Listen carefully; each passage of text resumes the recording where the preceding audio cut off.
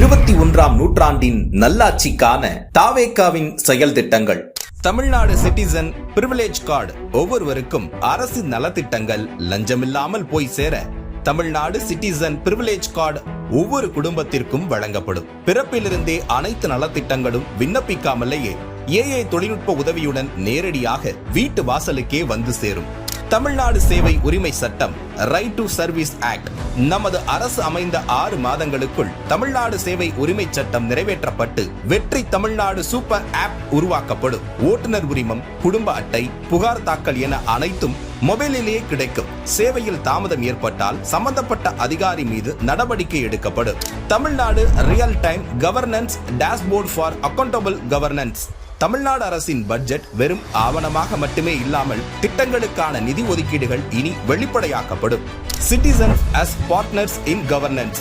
பொதுமக்கள் வெறும் வாக்காளர்களாக மட்டுமின்றி அரசின் பங்காளர்களாக மாற்றப்படுவர். இதற்காக உருவாக்கப்படும் மை வெற்றி தமிழ்நாடு .in என்ற இணையதளம் மூலம் பொதுமக்கள் மாநிலத்தின் வளர்ச்சிக்கான யோசனைகளை முன்வைக்கலாம், கொள்கை முன்மொழிவுகளுக்கு வாக்களிக்கலாம், அரசு சேவைகளை மதிப்பிடலாம், நிதிநிலை அறிக்கை செலவினங்களை கண்காணிக்கலாம். மக்கள் அரங்கம் திட்டம். மக்கள் அரங்கம் என்ற திட்டத்தின் மூலம் டிஜிட்டல் தளம் வாயிலாக மக்கள் நேரடியாக சட்டமன்றத்தில் மனுக்களை சமர்ப்பிக்கலாம். 10,000 கையொப்பம் பெற்ற மனுக்களுக்கு அரசாங்கம் பதிலளிப்பதும், அதே மாதிரி 5 லட்சம் கையொப்பம் பெற்ற மனுக்கள் மீது சட்டமன்றத்தில் விவாதம் நடத்துவதும் கட்டாயமாக்கப்படும். சட்டமன்ற கூட்டத்தொடரில் ஒரு முழு நாள் பொதுமக்கள் மனுக்களுக்கு என்றே தனி நேரமாக ஒதுக்கப்படும். செயற்கை நுண்ணறிவு தலைநகர்.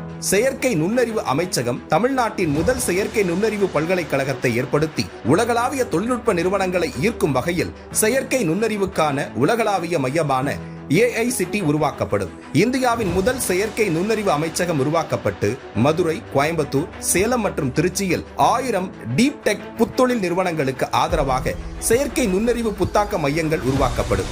தமிழ்நாட்டை நிதி ரீதியாக இறையாண்மை, தன்னிறைவு மற்றும் செழிப்புள்ள நாடாக மாற்றுதல். அதிகரித்து வரும் கடன் சுமையை குறைத்து மக்களிடமிருந்து வரியாக ₹1 கூட கூடுதலாக பெறாமல் அதிக வருவாய் ஈட்டி முறையாகவும் குறைவாகவும் செலவிட்டு முற்றிலும் புதிய வருவாய் வரும் வழிகளை உருவாக்கி நிதி தன்னிறைவு பெற்ற மாநிலமாக தமிழ்நாடு மாற்றப்படும்.